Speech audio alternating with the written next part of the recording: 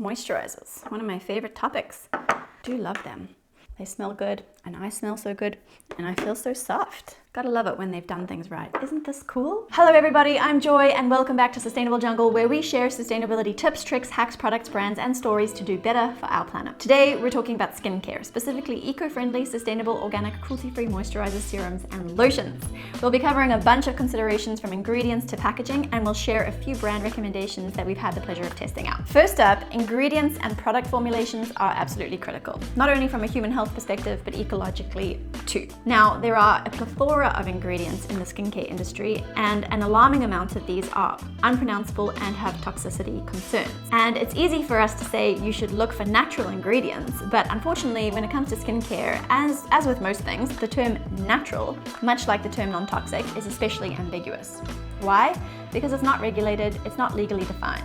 So while something might be marketed as natural, it definitely doesn't mean that it's safe or beneficial for your skin or health in general. So that's why it's essential to approach any kind of natural marketing claims with skepticism. So our advice is to look for products that contain ingredients that you can actually understand, and often brands who actually care about the legitimacy of their product's quality and safety will make that easy for you. So even if there's an ingredient which you don't understand, like butyrospirmin parkii, which is shea, or Helianthus anus, which is the scientific name for sunflower, they should provide that translation. Clearly, I need to work on my scientific name pronunciations. Now, to help with these translations where you haven't been given the detail, we've written a lengthy glossary covering a number of the most common and effective natural skincare ingredients, from avocado and algae to tea tree oil and turmeric. So I'll link to that glossary below. Another way to make sure that you're buying healthier products is to look for skincare products that ideally contain organic ingredients, but at the very least are non-toxic. So certifications are the most helpful to figure out whether a product is non-toxic and organic. Credible certifications for the beauty industry include USDA, Made Safe, Environmental Working Group, or EWG, and Cosmos. I'll pop a link below to more certifications to keep an eye out for and what each of these mean. So now that you know which skincare ingredients to look out for, let's cover the ingredients that you'd probably want to avoid. As mentioned, there are a ton of these less than ideal ingredients, and again, I'll pop a link to a lengthy list of these in the description below.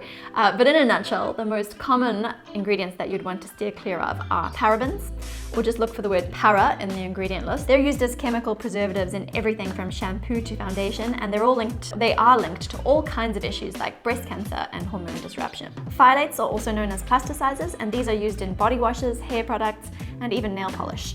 They're used to make plastics more flexible and carry fragrance, but they've been known to cause DNA damage in sperm and reproductive functioning, and they're considered an endocrine disruptor. Ethanolamines, or just look for the word ethanol, are used in soaps, sunscreens, and all types of makeup. They act as surfactants, but adversely affect the skin, immunity, and respiratory system if exposed for a lengthy period. And the last of the infamous ingredients that I want to touch on are sodium lauryl sulfate, or SLS, and sodium laureth sulfate, which is SLES.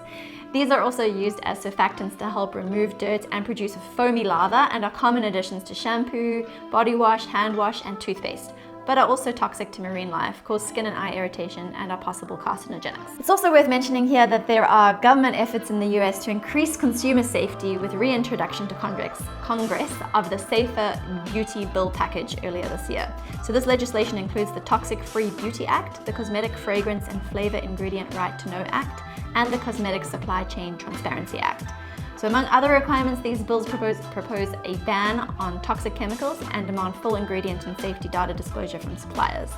So if this does become law, then the US will move a whole lot closer to the EU's equivalent beauty standards and regulations that are already in place. And beyond these considerations, we also prioritize skincare products that are palm oil-free, cruelty-free, vegan-friendly, and have ethical ingredient sourcing policies from brands. Now let's talk about packaging. You ideally want brands to house their products in thoughtful packaging. And by that, I mean packaging that at least tries to minimize its impact on the environment from a raw materials perspective, but also crucially from an end-of-life perspective. Sustainable skincare packaging goes beyond presentation. It considers the entire life cycle. Like its food packaging equivalent, sustainable skincare packaging minimizes its environmental impact from production through to disposal. It's manufactured using fewer resources, has reduced carbon footprint, and prioritizes materials that can be reused, recycled, or better yet, composted in real-world scenarios, ultimately reducing long-term waste often associated with beauty products, and of course, avoiding fossil fuels. However, since products are designed for topical use, packaging needs to protect the integrity, maintain their efficacy over time, and keep secure from contaminants. So plastics, which are the worst from an environmental perspective, are some of the best materials for product preservation. So the key here is to strike a balance, using materials that offer protection and longevity for products while minimizing environmental harm. Forward-thinking brands use alternatives like reusable or refillable systems, bioplastics, aluminium, or simple bar form products that come in cardboard or minimal compostable materials. So that's a lot of info, I know. So let's talk now a little bit about the brand recommendations that I mentioned. Now, we weren't paid to make this video, but I did receive some of these products to test for free. And this video comes after featuring all of these brands on Sustainable Jungle for literally years, because they make really high quality products that are formulated with organic ingredients and are backed by credible certification. That's a long way of saying we feel pretty confident recommending them to you. First up on our list is Ethique. We've used this brand for years and years and years, and we really can't recommend them enough. Ethique was founded by Brianne West in her Christchurch, New Zealand kitchen in 2012. Brianne perfected solid beauty bars that address plastic waste and the unnecessary water filler. Ethique has evolved into a global brand and today is stocked in thousands of stores across 25 countries. Ethique offers skincare, home and pet products, all aligning with their core values of being cruelty-free, vegan and plastic-free, and their overarching mission of reducing plastic waste globally. From a moisturizing point of view, we use this Quench Solid Face Moisturizer, which is super lightweight, but definitely heavy enough to be used as a night cream too. What I love about it is that it's not overly greasy, and the thickness really depends on your application and also the temperature. Because of the bar form and the ingredients used, if it's really warm outside or inside, then it's easy to accidentally smear a big slab of product. So just be aware of that and as well as sort of the pressure that you use. This product contains the likes of niacinamide, which is just a form of B3, B5, hyaluronic acid, and jojoba seed oil with zero added fragrance. If you have oily to balanced skin, this will suit quite well.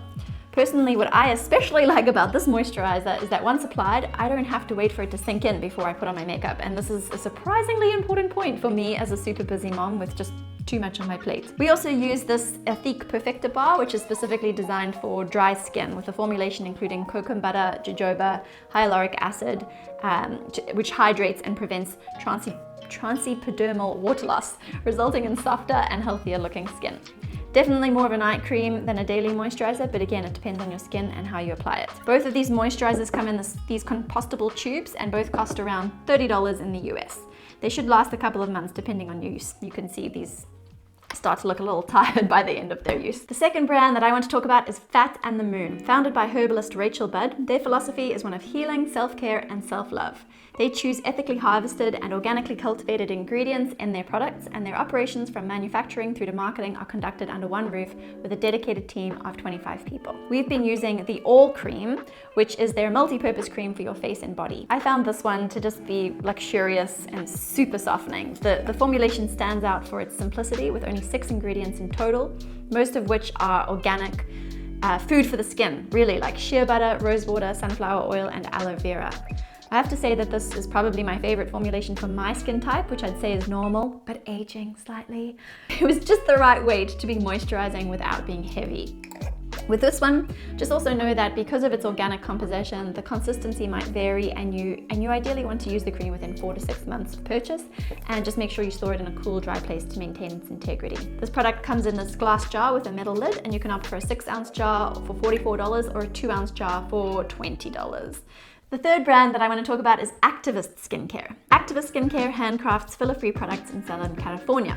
They were founded on the ideal that businesses have a unique opportunity to make a positive impact. They opt for sustainably minded suppliers and partnerships with women and people of color. Their packaging consists of refillable glass containers and low-waste refill pouches, which significantly reduce carbon emissions. Now, I didn't actually test this brand out, but Sustainable Jungle's head of content, Amber, did, and here's what she had to say about their product. Hi there. I had the opportunity to try out a few of Activist Skincare products via their trial and travel kit, which is a really small, compact kit that includes a healing water toning mist, botanical cleansing oil, deep moisture cleansing balm, Ceta Skin cleansing gel, Precious Oils active infusion, Calming Force skin serum, and active hydration serum. I've been using them for a couple of months now and have been really impressed with how long even these small trial sizes last. It's well worth $50 for the kit, and I'm confident with how concentrated these formulas are, the full sizes would last for months. There are two products in particular that I really love, the first being the Sea to Skin Cleansing Gel. It's made with cold-pressed botanical oils that cleanse away any dirt and impurities, but I really appreciate that it doesn't also strip skin of its natural oils. I've always struggled to find cleansers that don't make me break out because it removes all my natural oils, so this one's been an amazing find. After cleaning off the day's grime with that, I like to add the Active Hydration Serum on top, which is packed with both vitamin C and antioxidants to not just moisturize and plump skin, but combat free radical damage. If you're like me and spend as much time of the day as possible outside in the sun, this is so important. And best of all, it's all pocket size, so whether I'm flying or just going camping, I don't need to sacrifice my sustainable skincare routine to do so. The fourth brand that I want to talk about is EcoRoots. Hailing from Colorado, EcoRoots is a small online store stocking a healthy staple of home, kitchen, bath, and personal care products. All products are free of SLS, and they're also vegan-friendly and cruelty-free. Most products are also palm oil-free. They come in low-waste packaging, and they ship their products using reusable and recycled biodegradable materials. EcoRoots also donates a portion of their annual sales to various organizations like the Ocean Conservancy. As for their select range of moisturizing products, they have an organic face oil, vegan hyaluronic serum, everything bar moisturizer, this lotion bar solid moisturizing balm, and the rosehip facial cream. I've tried the last two on that list, so let's go through them. This is the rosehip facial cream, which is made in the USA using only vegan ingredients. It's designed for both day and night use. I found it best for day use though. It's very gentle and lightweight and a really good option if you have sensitive skin, and importantly contains no added fragrances, just the natural ones derived from rosehip seed oil and aloe vera, which I found to be present, not subtle but not overpowering at all. This is a really lovely moisturizer that could easily be my go-to on a daily basis. The standard size of 2 ounces is priced at $27, and the product comes in this reusable glass jar with a metal lid. Then this is the Lotion Bar Solid Moisturizer. It's super solid, and it takes a bit of rubbing to get it to soften for easy application. So it's not suitable for easy daily application to your face or body, but it really comes into its own if you need that serious extra moisture. So for example, I recently spent 2 full days cleaning a house that we were moving out of, and I didn't use gloves, which was a stupid decision. So I had these chapped hands and used this stuff for a few nights in a row, and it massively helped repair that damage that I'd done to myself. So I reckon this would be ideal for dry elbows and feet in winter, that sort of thing. And lastly, we have ETee. In their words, they're developing genuine solutions to plastic pollution so that you can live more simply, sustainably, and in greater harmony with our planet. To that end, they have a completely plastic-free range of personal care and home products, from bath and body to dishwashing to dental and household cleaners. As for their skincare range, they have serums, facial cleansers, mineral sunscreens, and facial moisturizers. What's really unique about ETee is their packaging. This moisturizer, for example, comes in this chrysalis beauty pod, which is made from algae, hemp, and natural wax. Completely backyard compostable. You just cut off this head, cut off the end, and squeeze the product into the jar that they supply, and voila, low-waste skincare. So you only need to buy the jar once, basically. The specific product contains the likes of aloe leaf juice, rosemary leaf extract, sunflower seed oil, and niacinamide, which is again a form of B3, vitamin B3. I really love this one as well. It's which is why it's in this article, in this video. But it's very lightweight, and it feels nourishing and super smooth to go on. It smells earthy, like you're putting something really good onto your skin, and comes in this 42 ml jar. Well, the refills are 42 mls as well, so it's a neat sort of fit straight into the jar, and I just think this is such an innovative, unique product. And that's it. So what's the key takeaway here? Because moisturizers and skincare products are everyday consumables, their impact actually adds up to quite a bit over time. So I'd encourage you all to spend a little bit of time researching the products that are health conscious and eco-conscious, like the ones we've talked about in this video. I'll also pop links to a few articles in the description below that cover more great brands that you might want to peruse, that might be a little bit closer to you and based in your area. And also, I'd love to know, what is your favorite eco-friendly, organic, sustainable moisturizer and why? What's it made of and who is it made by? Let me know in the comments. Thank you for watching, and don't forget to hit the subscribe button below. I'm Joy from Sustainable Jungle. Much love. Let's all remember to moisturize responsibly.